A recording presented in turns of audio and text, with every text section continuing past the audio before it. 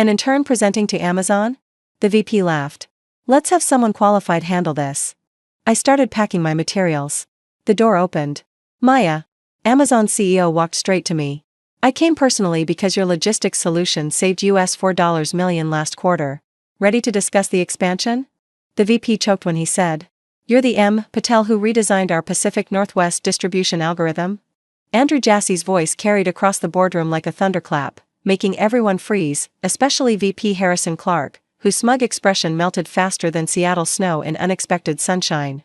The CEO of Amazon stood in the doorway of our conference room, his presence turning the glossy corporate space into something electric, dangerous, pivotal. I straightened my shoulders, still clutching the presentation materials Harrison had just told me to hand over to someone who actually belongs in this room. The laser pointer in my hand suddenly felt like Excalibur, and I was about to find out if I was worthy of wielding it. Yes, Mr. Jassi. Maya Patel. Though your procurement team knows me as M. Patel Consulting. The boardroom at Sterling Logistics felt too small suddenly, even though it was designed to impress with its floor-to-ceiling windows overlooking downtown Seattle.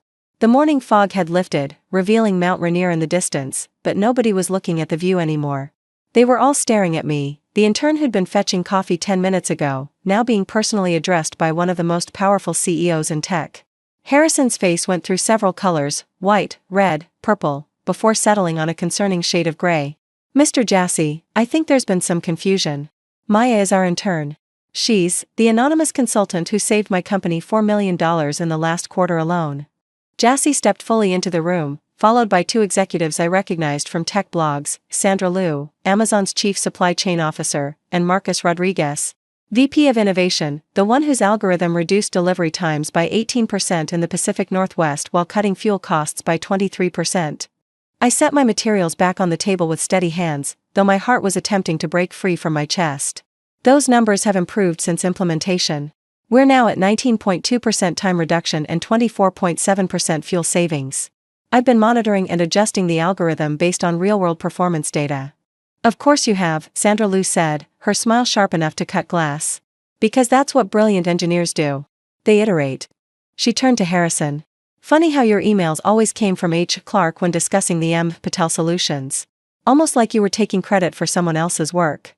The room went silent except for the hum of the air conditioning and what I swear was the sound of Harrison's career imploding. David Sterling, our CEO and the man who'd hired me as an intern 6 months ago, cleared his throat from his position at the head of the table. Unlike Harrison, he was smiling, the satisfied expression of a chess player whose gambit was about to pay off. Gentlemen, ladies, David said smoothly, perhaps I should clarify. Maya has been working with us in a unique capacity. She's simultaneously our intern and an independent contractor. It's an unusual arrangement that's about to become much more standard. An intern, Jassi repeated, his tone suggesting he found the word amusing. Tell me, Miss Patel, how does a logistics algorithms expert end up as an intern? I met his gaze directly. At 24, I learned that powerful men either wanted you to cower or challenge them. There was rarely a middle ground, because when you re a young woman of color with a degree from a state school instead of MIT, doors don't open as easily. So you build your own door. Mine happened to be shaped like an internship that let me access the problems I wanted to solve. State school? Marcus Rodriguez pulled out his phone, typing rapidly. University of Washington, magna cum laude, computer science with a minor in supply chain management. Thesis on dynamic route optimization in urban environments. Published in 3 peer-reviewed journals before graduation. He looked up. That's more impressive than most MIT grads I know. But not impressive enough to get past HR screening at most companies, I said. Including, ironically, Amazon. I applied 6 times. Never got past the initial resume review. Jassi's expression darkened. 6 times? Different positions, over 2 years. I even tailored each application specifically to the role, used all the right keywords, had professionals review my resume. I shrugged, the gesture more defiant than defeated. Your ATS system apparently doesn't recognize potential when it comes in a non-traditional package. But David recognized it, Sandra observed, studying our CEO with new interest. David leaned back in his chair, fingers steepled. I met Maya at a coffee shop. She was working on her laptop, and I noticed she'd mapped out our delivery routes on her screen, publicly available data, but she'd identified inefficiencies we'd been struggling with for years. We struck up a conversation. 20 minutes later, I knew I needed her brain working on our problems. So you hired her as an intern? Harrison's voice cracked with indignation. Why not as an analyst or engineer? Because, I answered for David, we both knew that certain people, I glanced pointedly at Harrison, would never accept strategic input from a 24-year-old woman who didn't have the right pedigree. But they'd happily take credit for solutions discovered by their intern while she was organizing files. The air quotes around organizing files carried enough venom to poison a small city. Harrison's assistant, Jennifer, made a small sound that might have been a suppressed laugh. Show me, Jassy said suddenly. The expansion proposal Harrison was about to present, show me your real vision for it. I looked at David, who nodded. Then at Harrison, whose face suggested he was calculating whether unemployment benefits would cover his mortgage. Finally, I picked up the remote for the presentation screen. The current proposal, the one Harrison was prepared to present, is conservative. Safe. It would work. I clicked through his slides dismissively. But it's thinking inside the box. Amazon doesn't need inside-the-box thinking. You need revolution. Bold words, Sandra murmured. Back them up. I switched to my real presentation, the one I'd built at 3 a.m. in my studio apartment, fueled by Red Bull and righteous anger. The Pacific Northwest solution was just the beginning. What if we could apply dynamic optimization across all of Amazon's North American operations? Not just delivery routes, but warehouse organization, inventory prediction, even employee scheduling. The first slide showed a map of the United States covered in what looked like a living neural network, routes that shifted and adapted in real time based on dozens of variables. Traditional logistics thinks in straight lines, I explained, warming to my subject. Point A to point B, fastest route. But that's 20th century thinking. My algorithm thinks in probabilities. It predicts where packages will need to be before orders are placed, positions inventory dynamically, and creates flexible route networks that adapt to conditions minute by minute. That's impossible, Harrison interrupted. The computational power alone would require quantum computing capabilities, I finished. Which Amazon already has access to through AWS. I've run simulations using your public cloud services. The results are significant.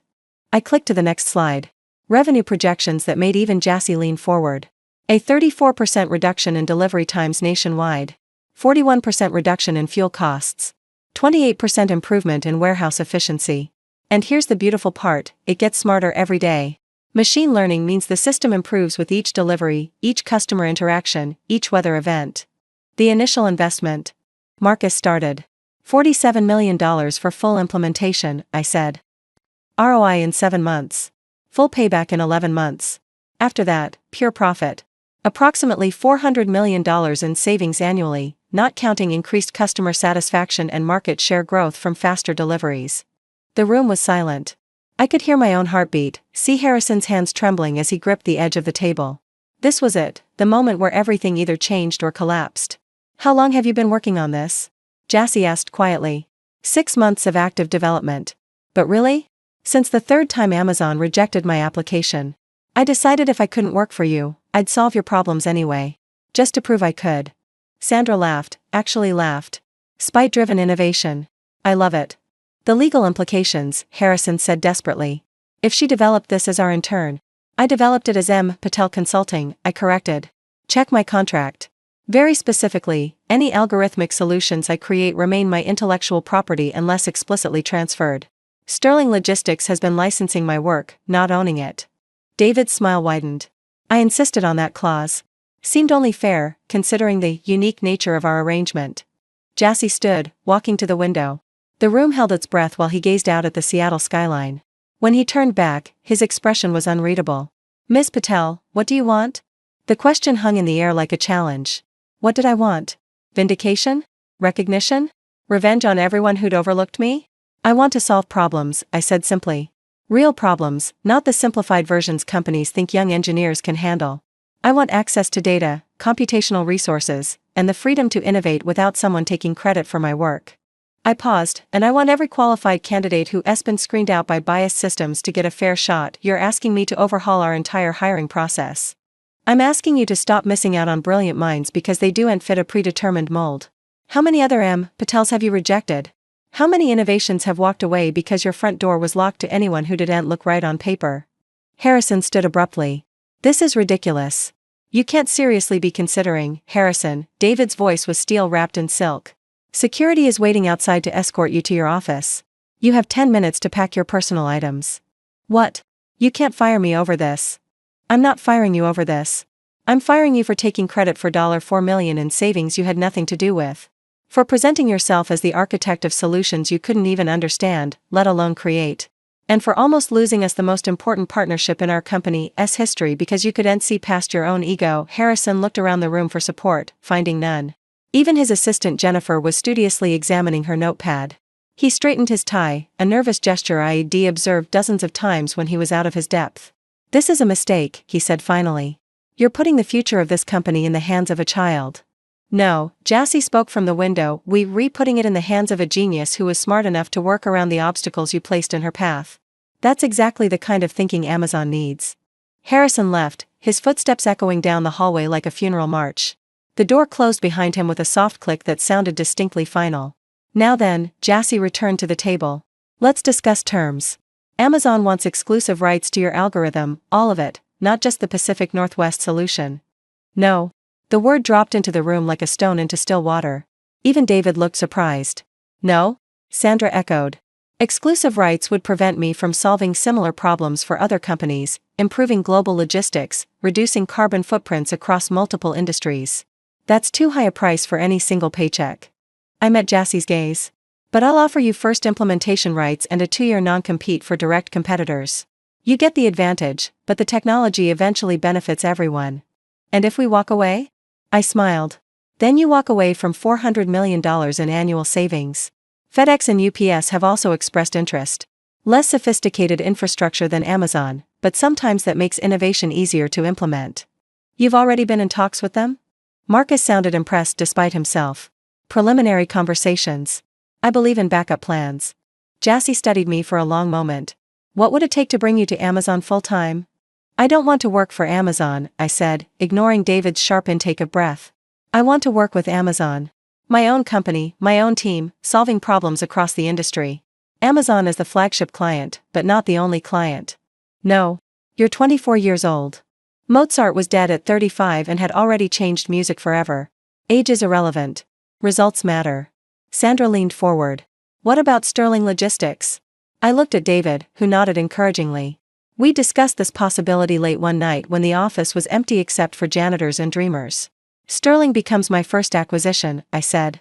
David transitions to chairman of the board for the new company. His team, minus Harrison, comes with us. They know my systems, they believe in the vision, and they deserve to benefit from what we've built together. The intern acquires the company, Marcus said wonderingly. There's a headline. The engineer acquires the company, I corrected. The fact that I had to pretend to be an intern to get in the door is the real story. Jassy returned to his seat. All right, Ms. Patel. You have my attention. Let's see your full vision. Not just logistics, everything. For the next 2 hours, I laid out a future where artificial intelligence and machine learning transformed not just how packages moved, but how entire supply chains thought. Where predictive algorithms reduced waste to near zero. Where dynamic optimization made same-day delivery standard, not premium. Where the environmental cost of commerce dropped by orders of magnitude. I showed them prototypes, simulations, projections. I answered every challenge, met every skeptical question with data and solutions. And through it all, I felt the weight of every rejection letter, every dismissive comment, every person who'd looked at me and seen an intern instead of an innovator. When I finished, the room was silent again. But it was a different silence, the kind that comes before lightning strikes. Jennifer, Jassy addressed Harrison's former assistant. I assume you've been supporting Ms. Patel's work? Jennifer straightened. Every analysis, every simulation. I've been her sounding board, data validator, and sometimes her reminder to eat lunch. Want a new job? I want to work for someone who values intelligence over appearances, Jennifer replied. So yes. Jassy stood. Ms. Patel, Sterling Logistics Board, I need to confer with my team. We'll have a proposal to you by end of business today. But I can tell you now, Amazon wants in. The only question is structure and terms. He paused at the door, looking back at me. 6 rejection letters? 6. I'll be having a conversation with our HR department. And Ms. Patel? When you build your company, do better than we did. I intend to. After the Amazon team left, the Sterling Logistics Board sat in stunned silence. David was the first to speak. Thoughts? I'm thinking, said CFO Margaret Walsh, that we're about to make a lot of money. I'm thinking, added CTO James Park, that we've been idiots. Maya's been here 6 months, and none of us except David saw what she was capable of. You saw what I wanted you to see, I said. An eager intern, working hard, learning the ropes. It was safer that way. Safer, Margaret repeated. God, what does it say about our industry that a brilliant young woman felt safer pretending to be an intern than revealing her capabilities? It says we need to change, David answered. And Maya's going to help us do that. My phone buzzed. A LinkedIn notification. Harrison had already updated his status to seeking new opportunities. The comments below were less than sympathetic. Apparently, Jennifer wasn't the only one who'd noticed his tendency to claim credit for others' work. Maya, James leaned forward. You could have exposed Harrison months ago. Why wait? Because exposing him would have made me the whistleblower in turn. Difficult. Trouble. Not a team player. I shrugged.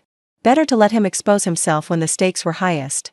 Plus, it gave me time to document everything, build relationships with the people who actually did the work, and develop solutions too complex for him to steal. You played the long game. I played the only game available to someone in my position. And I won. By 5 p.m., the contracts were signed.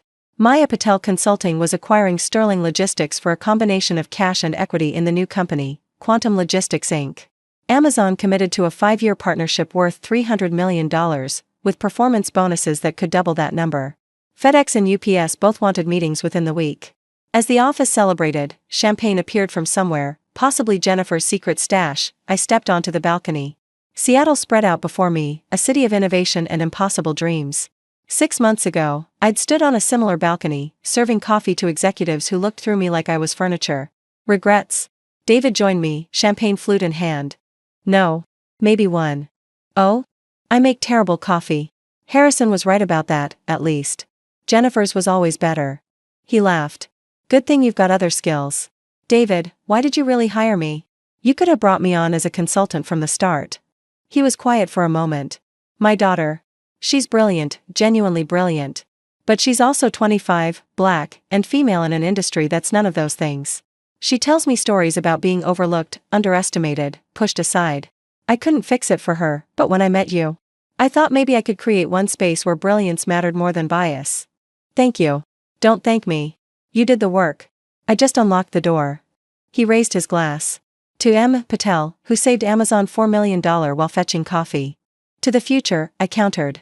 Where no one has to hide their brilliance behind an intern badge. We toasted as the sun set over Seattle, painting the sky in shades of possibility. Tomorrow, the tech blogs would explode with the story. Interns secretly worth millions. The algorithm that amazed Amazon. From coffee runs to company owner, the Maya Patel story. But tonight, I had emails to send. To every young engineer who'd been rejected despite their qualifications. To every brilliant mind forced to hide behind lesser titles. To every person who'd been told they didn't belong in rooms where decisions were made. Oh? The subject line was simple, we're hiring. Brilliance required. Pedigree irrelevant. Because that's what revolution looks like in corporate America. Not always protests and proclamations.